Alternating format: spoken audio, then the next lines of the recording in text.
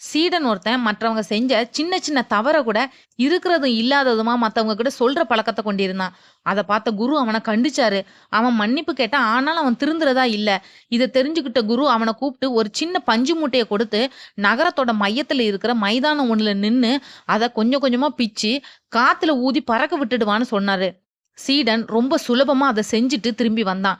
இப்போ குரு சொன்னாரு, "இப்ப போயி அதையெல்லாம் ஒன்று விடாம சேகரிச்சுட்டு வா" அப்படின்னு.